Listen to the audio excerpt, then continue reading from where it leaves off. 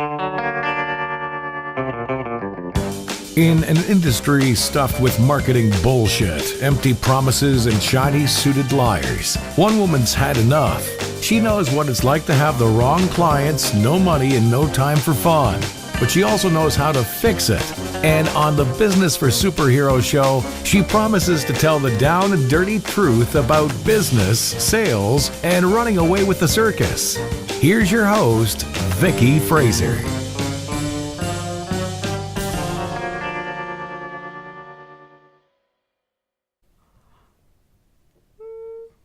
Maybe. Oh. That's too light. That's better. Okay.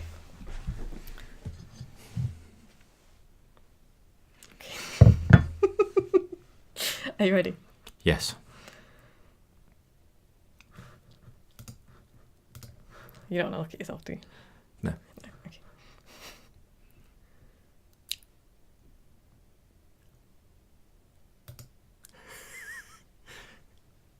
Hello and welcome to the Business for Superheroes show. I'm Vicky Fraser and this is my husband Joe. Hello. Hello! And this week we're very high pitched because it's our 100th birthday 100th podcast. episode. 100th episode. 100. Congratulations, Vicky. Congratulations. Now, we Joe. promised a big old celebration last week. We and did. I think we've delivered. I think we really have. This is going to be a pretty special episode. Well, I'm wearing a onesie. We have a candle. We have a candle. We have a glass of wine. We failed to make a cake, but we did. This is as close as we can get. It's a stack of digestives with some cherries on. That's a little bit tragic, actually. Happy 100th.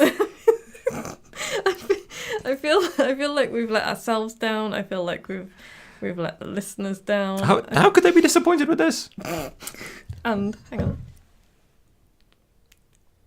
Happy 100. Happy one. For those of you just listening to this and not watching the video, you should watch the video because honestly, the celebration cake is amazing. Cheers.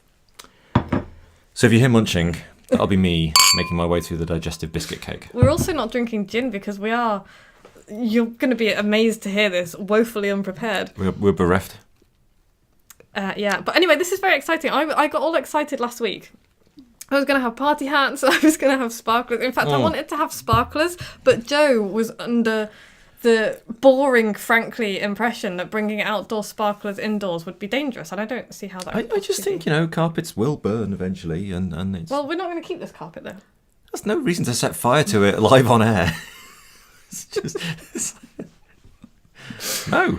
Anyway, I'm going to try not to set fire to my hair because the candle is, literally below where... It's like there. So, okay, anyway, it's the 100th episode of the Business for Superheroes show. Jazz hands. Jazz hands. This is not just a podcast, Joe. It's a show. The difference being? Well, that's what we're going to talk about today. We're going to talk about massive budget. Gulf. No, you don't need a massive budget. You don't need a massive budget. Don't need a massive budget. No. We're going to be talking about why you can't just be doing a thing. You need to put on a show. Okay. And it's all... What? Sorry, I'm just thinking about putting on a show. You're in a onesie. We've got a digestive biscuit stack and a candle. It's not... This is a show. How very dare you? All this relates back to being more fucking interesting. Right. And it all comes down to how you get people's attention in a very, very overcrowded world. Because everybody has pretty much everything they need. Most people have pretty much they need. And they pretty much have everything they want. Yeah. I mean, I don't have, I can't think of anything I want right now. Yeah. No. Oh, I bought you a present the other day. You definitely want that. Okay, I'm quite excited about that. Anyway, so people pretty much have what they need or they know where to get it. They can get it from anywhere. Yes. If they want something, they can get it from anywhere. Yes. So what is a frustrated business owner to do? Step 1. Stop marketing and stop advertising. Blimey. I know, What? right? I know. Everybody's doing that, so stop it. I know that sounds like heresy because this is what I teach people to do. Well, basically people are reading your stuff, my stuff. People are reading my stuff to escape from their crappy jobs and their worrisome lives and their problems that are coming at them from all angles. And, you know, all of the stuff that people worry about, they want to escape from that stuff. Okay. So basically, don't bore them shitless. Give them a show. Do something different. Do something different. What's that statistic about advertising? Which one? There's one that goes something like every person in the UK it might be America, is exposed to 900 adverts a day or 9,000 adverts a day or some large number of things, and like 98% of them are completely missed. Sorry, I'm just looking at this stack of biscuits. But like 98% of all adverts just go completely unnoticed. Can I have a cherry? You can. You could. We should have brought a knife. We could have cut it. That would be silly. Okay. Anyway, advertising. Loads of advertising out there. Most of it completely ignored. Right? Yes, How's your celebration glacé cherry? it's really good. Don't get the giggles. Don't leave me here. Don't leave me on my own. Don't do it. Come on. Did you have a point? Yes. Okay. If you just like do some advertising and stick it into the big pile of all the other advertising, then people will ignore that too. Yes, they will, and they do, and they are. They are. Yeah. So yeah, it's really not enough to kind of, you know, do what you just said. It's not even enough to just wave your arms around and shout that you've got this amazing thing that will solve a problem or do something awesome. Because, You're right there. because basically everybody. Is this the first time you've had the uncontrollable giggles on the podcast? Yeah. Everybody's doing that. Come on, calm down. Stick with it, girl. Everybody's just like going, buy my stuff, and it's not. Yeah, it's not going to work. Okay. Everybody's doing that. I don't care. You don't care, right? No, I ignore almost all the advertising I see. Yeah. Well, you think you do. Well, I think I do. Yeah. But what I do want, and what I think you want as well, and what I know our listeners want, is to be entertained. Right. Why are you laughing? I just look back at the biscuit cake. Don't look at the biscuit cake. Don't look at it, Joe. It'll suck your soul out and destroy us. So yeah, your customers and your prospects, they want to be entertained. Joe, have you heard of infotainment? Yes. Yeah. I don't even know who coined that phrase, but it's been around for a while now. It wasn't me, I didn't come up with it. But it's packaging information together with entertainment. Mm-hmm. And it's important. So it's like everybody is bored of what you're selling and what you want them to know. Because, you know, it's you know, they'll be cruel and awful and they'll ignore you and they won't give you money. But they do appreciate interesting people who are doing really funky things. Right. Okay. And so, you know, you've got to always be thinking about how you can kick somebody out of their ennui. Isn't that a good word? The what? Ennui. Right. What does that mean? Tedium. Tedium. That's a good word as well. Humdrumness. Humdrumness. I made that word up. Okay. All right. Okay. Right. Sorry. So, I've kind of gone down a word wormhole now. I've got a word hole. I've done a word hole. I've got a question. Go on. How old do you think those glacé cherries are? They're made of sugar. They're fine. Yeah. Yeah. So you've got to always be thinking how you can kick somebody out of their routine, basically. Okay. How you can trip them up and make them really excited about something, and how you can create something that makes people go, wow, that's so cool, I have to tell as many people as possible about this, and then buy stuff from this person. Because that's kind of how you end up buying stuff. That's certainly how I end up with a massive box of googly eyes, for example. Yeah, and if you think this doesn't apply to your business, then, you know, we subscribed to, you know, from a couple of podcasts ago, we were talking about big boxes of loo roll arriving. Oh, yeah. I mean, they're doing something different. We've now got enough loo roll in the house to build a small fort. It's pretty cool. Yeah. But you need to excite people. You need to You need people to go, oh my god, that's just really, really cool. Like, I was so excited the other day that I was about something or other, I can't remember what, and which is... Did you buy it? I don't know, I think it was something that I was going to sell. But do you remember when I was like, I'm so excited, I feel like I need to set fire to things? Yes, I do.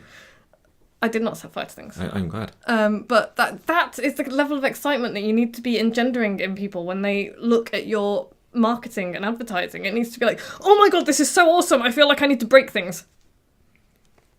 Because and then buy a new one off this person. Yeah, because you can't deal with, like, there are so many emotions in your head that they just need to come out in the form of, like, pyromania. I don't feel that kind of thing. I think you're possibly a little more, close to hysteria than most. That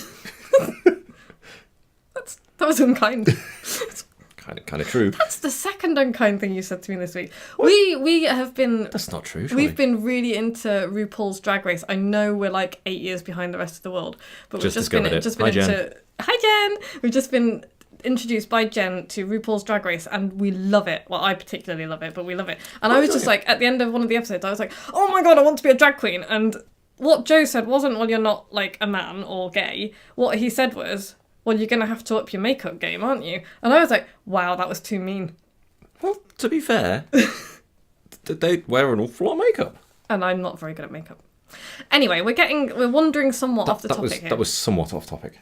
But, well, no, not really, because RuPaul's Drag Race is a show that makes people get really into it and excited. It's definitely a show. And I'll come back to You should check it out, people. It's surprisingly good. Probably everybody who's listening to this has seen it and is like, what is wrong with you? Why have you not seen this? Maybe. It's ace. Anyway, but basically my point is there is too much of everything in the world. So, if you're thinking of making a podcast, don't make a podcast. There are too many podcasts. There are too many videos. There are too many books. There are too many emails written. There are too many blogs. There are too many everythings. That's going to be a problem though, isn't it? Well, it is because, well, no, it's not, because what you have to, it's actually a really good thing because there's too many everythings all over the world. So what you have to do, my fine feathered friend, is put on a show, which is basically what I've been trying to tell my clients for years with the whole be more fucking interesting thing. But I haven't used quite that word before. And then there's this dude called Mark Kay. Hi, Mark. I don't know if he's going to be listening or not because I've just bought a thing from him, actually. Have you? Yeah. He might be checking you out. Hi, Mark. Actually, he is, because he posted a thing and was like, if you thought this place was a circus before, then it's really about to get messy, because like he's shouted me out in the Facebook group that I've joined because I bought the thing. So maybe he is. Hi, Mark. But he talks a lot about putting on a show, and this is what he does for a living. He shows people how to put on a show. Okay. And I thought, yes, this is what I want to do. Like, not just... and this is what I do with people, isn't it? I show people how to do more than just market themselves, but I've never really put it in... I've never called it putting on a show before. But that's exactly what I want people to do. And so kind of I found this guy, Mark Kay, and I was like, yes, he is my people. And I'm going to... And he's been doing this for like far longer than I have and is way better at it than I am. And so I'm like, I am going to learn from this man. Okay. And so I bought a thing from him today. Cool. And I've joined this group and it's quite exciting. And I'm hoping that because like, I'm really good at doing this for other people. It's like the classic thing. I'm really good at doing it for other people. But when it comes to doing it myself, I'm like, I've got digestive biscuits, glacé cherries and a candle. It's a party. So anyway, I would like you to put on a show, people. Make it, just do more. So that's what we're going to talk about today. We've been talking about it for quite a while. We have. Was that the intro? No, not really. It's well, no, because it's kind of, I think it's important stuff and you can't say it too often. But I wanted to share a bunch of stuff that I've learned from pole dancing and performing on trapeze and dancing generally and, moving people to tears on stage. Mm-hmm. And that general kind of performance thing, because I think that's what it comes down to, is a performance. And that doesn't mean lying to people, and it doesn't mean manipulating people. It means putting on your best self-performance of the persona that you're putting out there. But Mark Kay has 3 steps to kind of making a show and doing this kind of thing. And it's kind of it's the 3 steps to marketing generally, and it's the stuff that, I've been talking about for ages. But I thought it would be a good idea to reiterate this, because the first thing you have to do, because people get this the wrong way around as well. 3 things. 3 things. The first thing you have to do is create content. Right. And this is how you get started. But people they're like, oh no, I need people, I need a list, I need an audience to like push this stuff out to first. And it's like, no, you don't. You don't do that. That's the wrong way round. You create the content first. This is what I did. Do you remember when I first started my daily emails and there was like you and my mum on my email list? And that was it. And even my mum wasn't reading my emails, which is harsh. But that's how I started. And I was putting my emails out there. My 49 ideas went out to like nobody for so long. But I had all of this content that I was making. And, that's what we're doing with the podcasts. Because one day, we're at episode 100 and maybe by the time we get to episode 1,000, we'll have a listener. Maybe we'll get a listener. We have many listeners. We have many listeners now. I'm really proud, actually. I'm really proud of what we've done with this show. I wish we could work out how many listeners we had. Maybe we should get them all to jump up and down at once, and maybe the Earth will move. Maybe. But yeah, so you create content first. Don't wait until you've got people to give content to. Get it out there. Start building it. Because also, that has the advantage of when you're really crap when you first start, nobody will see it. That's a win. Yeah, so you can do all of your like Bambi steps with your like baby giraffes all over the place, and do the falling over on your face when nobody's looking, which is good. And then the second thing you do is you build an audience, and you do that by creating content, lots and lots of it, and putting it out there and improving it every time. You get better every time. And this is what I did. I started crap, and now I'm less crap. Incrementally less crap. Incrementally less crap. That's what you want to be, people. You could write a book called Incrementally Less Crap. I might do that. That's good. I'll add book number 6 to my list of books that I'm writing at the moment. Why the hell not? Anyway, the third thing you do, and this is the fun thing, is you sell things to people. Yay! Which is really, really easy. Well, it's much easier to do when you've entertained them and you've given them this stuff and you've built this personality and you've put on a show. We should try it. We should try it. If we've entertained you on this podcast, send us a crisp £1 coin and we will send you a digestive biscuit. No, we won't. No? No, because there's all kinds of food standard stuff. And, okay. And it'll arrive as crumbs, and then people will be like, why are they sending us crumbs? It's like sending glitter to your enemies. Alright, fine. Anyway. Don't send us £1. Don't want your £1. You can send me £1, I'll have it. I'll send you a biscuit. Maybe a glacé cherry. Maybe a glacé. Ooh, that could get messy. Yeah. Anyway. Right, so make content, build an audience, sell them stuff. Yes. That's pretty clear, isn't it? It's really clear. Are we done? Okay. Now, I've got a few other things. I just wanted everyone to start by having a look at popular culture and seeing what's buzzing at the moment. So I've already mentioned RuPaul's Drag Race. 8 years out of date. It's a bunch of drag queens. What's the collective noun for drag queens? A murder. That's crows. A gaggle. A gossip? A squeal. Oh, a squeal. A bitchy. An eyeliner. An overexcitement of drag queens. Yeah. Oh, jeez, okay. Anyway, it's a bunch of drag queens competing to be America's next top drag star. Or there is the Great British Bake Off, or MasterChef. It's all people trying to be the best of the best. Because nobody wants to compete to become the crap chef. No. But it does feel like some of them are competing to be the America's crappest drag queen. I don't think they're doing that on purpose. But nobody wants to... Anyway. But that's a really good clue as to how you can start looking at putting on a show and making people want what you are putting out there. It's like, nobody wants to be mediocre, really. I mean, not the people that I'm aiming at anyway. I want people who want to push to that next level and just be as good as they can possibly be. So that's a good place to start. But have a look at, popular culture and what's around there. Have a look at the shows that are really popular. And then think about how you present what you do as well. So how can you make it funny or sad or death-defying? I love the idea of death-defying interior design. Well, like massive spikes. Yes. Little things to trip over with big spikes on the other side. Yes. That sounds good. Basically, how can you make it exciting?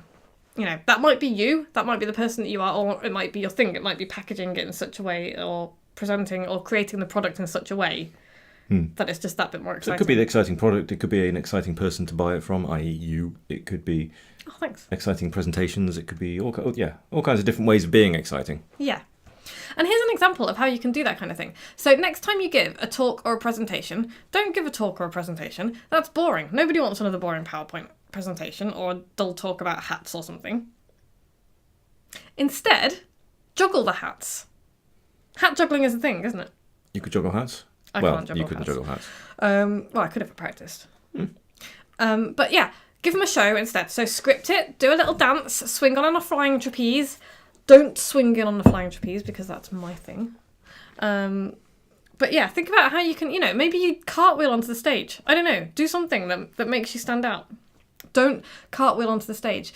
I accept no responsibility for any injuries incurred after listening to this podcast and trying to be more fucking interesting. People, consult a medical professional before trying anything new. Not anything new. Anything physical. Step away from the advice. Disclaimer. Yeah. So, okay, I'll give you a better example. There's a man called Darren Ross in America, and he runs a company called Megafast, and I think they do promo products, so like promotional mugs and Right. things. And he created a character called Mega Man, like a whole superhero character. And he turns up to every event dressed in a superhero outfit and does it, and that's what he does. Okay. And now I'm like, why have I not got a superhero outfit? Because this is the Business for Superheroes podcast. Why have I not got a podcast outfit? No, a superheroes outfit. Should I get one made? Yes. Yes, I think so. I was on the internet today looking for cow print fabric for my next book launch. Good. What? Because I'm going to be putting on a show. End of January, when my next book is launched, I will be launching it in Hereford. And it will be a party.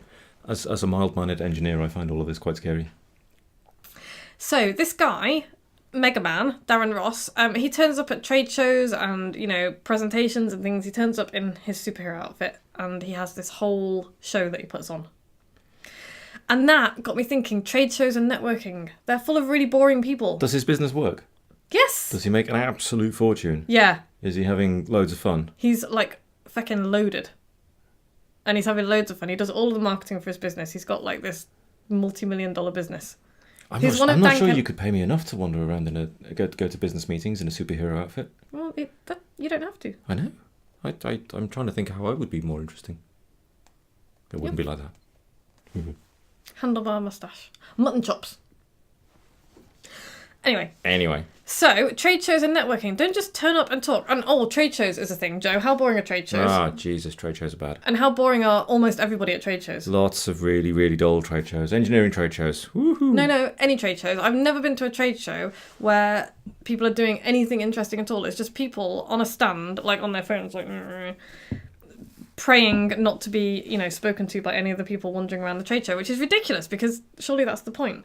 It's like, if you can afford a great big stand in the middle, you can afford to put a, flight simulator or something in there, and that's fine, and that's a show. I've seen robots playing golf. See, that's a show, but most people are not going to have the budget for robots playing golf or flight simulators. That doesn't mean that you just have to pay a few £100 for a crappy little stand. If you're going to invest a few £100 in a crappy little stand, then for God's sake, make the most of it.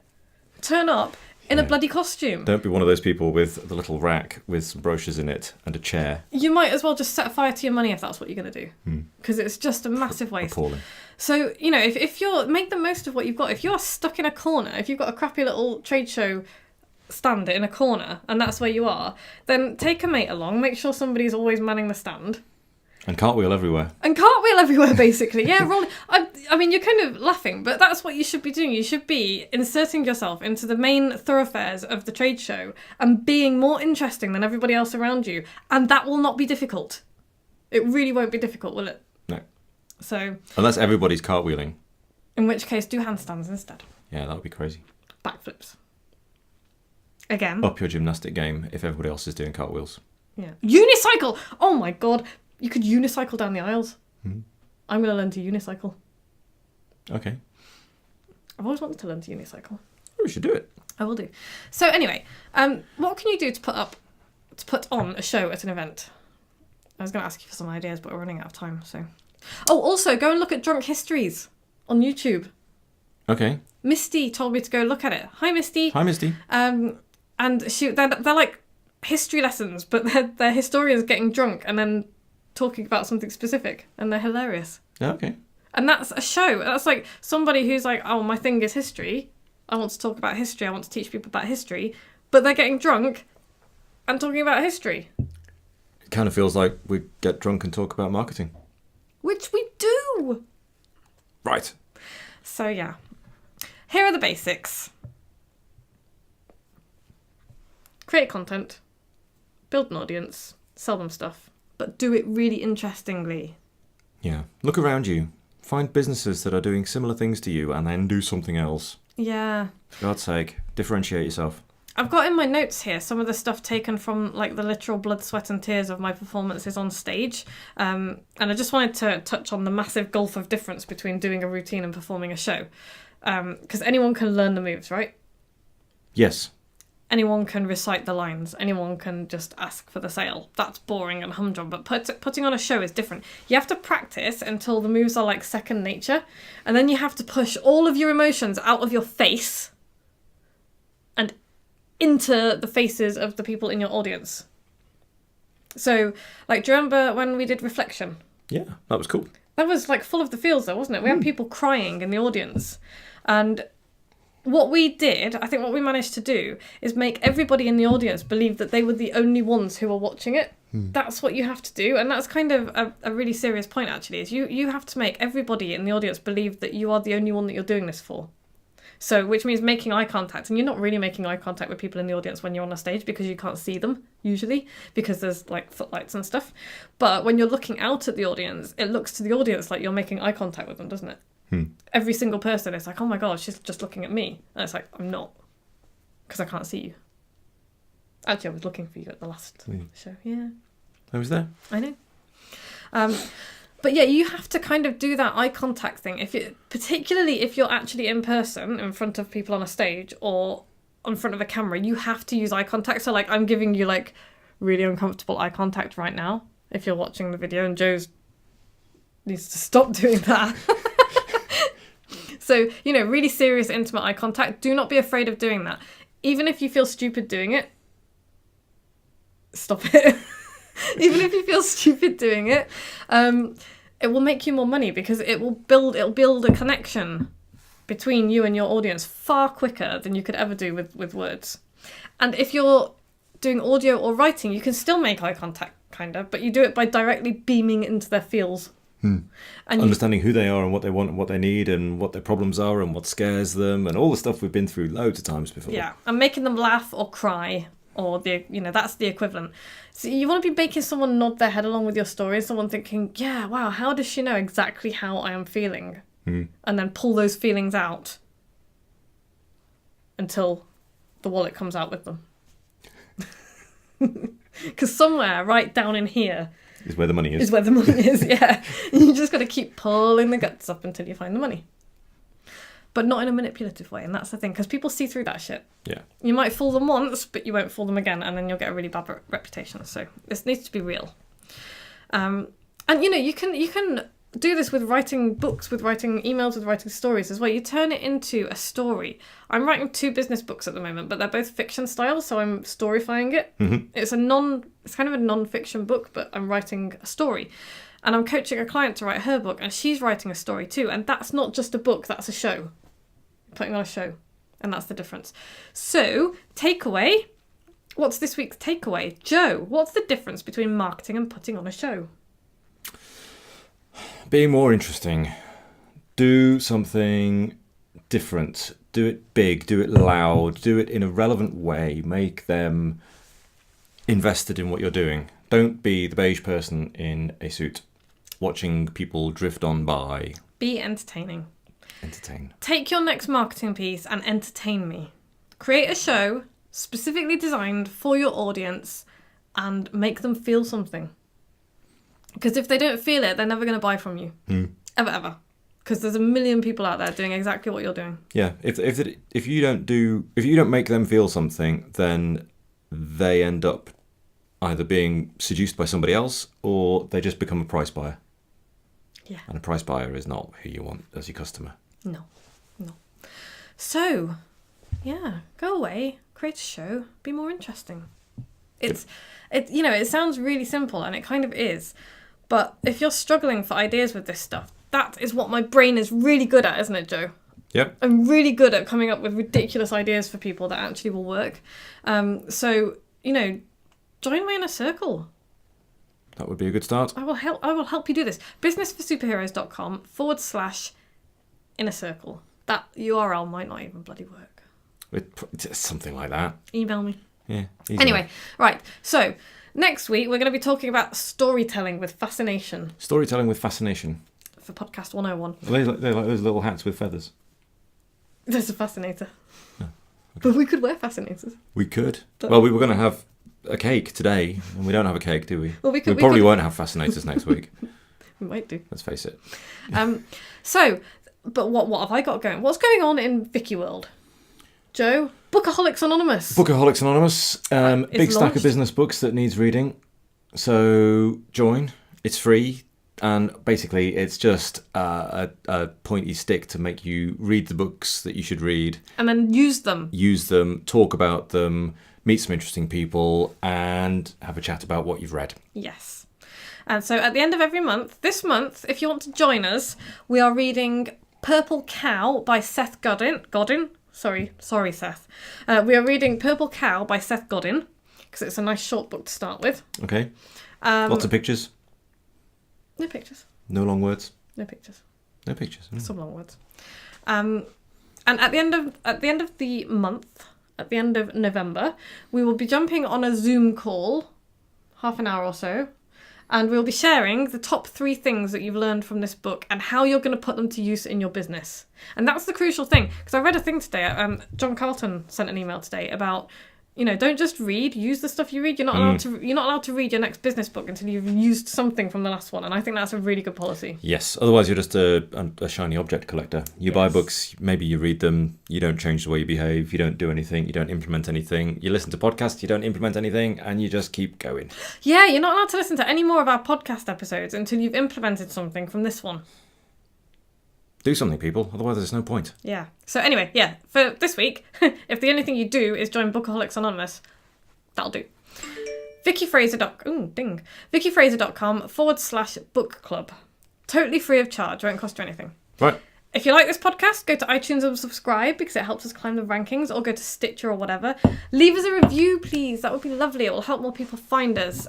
Or share the podcast. If you know somebody who will enjoy this nonsense, send them to VickyFraser.com/podcast. Excellent. Thanks, Joe. Thanks, Vix. Cheers. Happy 100th podcast episode. Bye. Bye. Like what you've just heard? Tell your colleagues, tell your friends, send them to www.businessforsuperheroes.com/podcast.